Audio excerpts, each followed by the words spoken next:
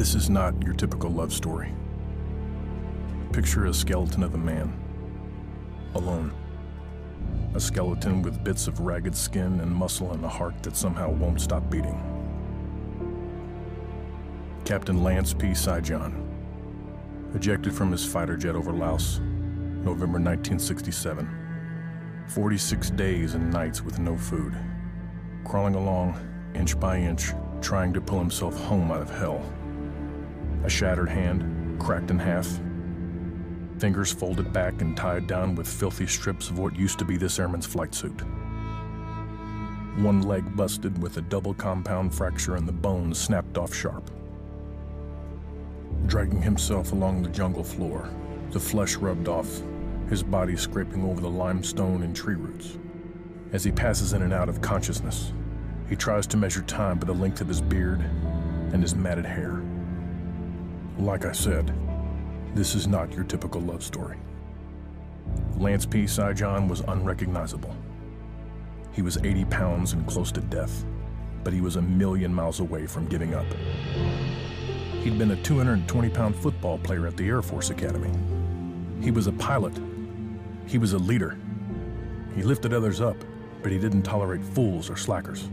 He loved art, and he sang the lead in the high school musical The King and I. He was a good-looking guy and drove a sweet Corvette. He was a Boy Scout. He was a son. And he was a brother. He was ejected from his aircraft after an ordnance explosion over Laos. 46 days. He waved off a rescue because he didn't want to risk getting anyone else hurt. On Christmas morning, 1967, barely alive, he was captured by the Viet Cong and taken to an interrogation camp. Emaciated, hardly breathing, he still managed to overpower a guard and escape, but was recaptured and tortured for 9 days.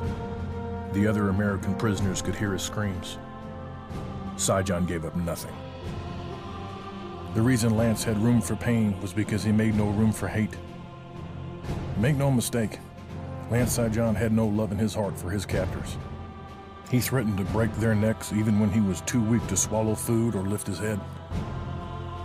He believed in freedom. He believed in his fellow airmen. There's a difference between faith and hope. Hope is something you cling to. Faith is something strong as nails you can carry into battle. Faith is believing with all you've got. Lance never gave up believing they would escape. His love of country and of his airmen was immeasurable and unbroken right up to the end. He died January 22nd, 1968. He received the Medal of Honor for evading capture, for heroism above and beyond the call of duty, for living the code of conduct to his last breath.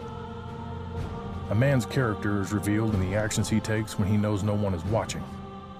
A man's soul is revealed in the actions he takes when he knows no one is coming. Don't think of this as a horror story of survival that you can't imagine. Think of the things we all share with Lance Sijan, the things we fight for. If he could do what he did, Airman, you can do whatever is in front of you. You are never alone, because Lance P. Sijan left us a legacy of love and leadership. Love of country leads to duty. Love of your fellow airmen leads to loyalty. Love of freedom leads you onward. Love of family leads you home. Aim high, Airman.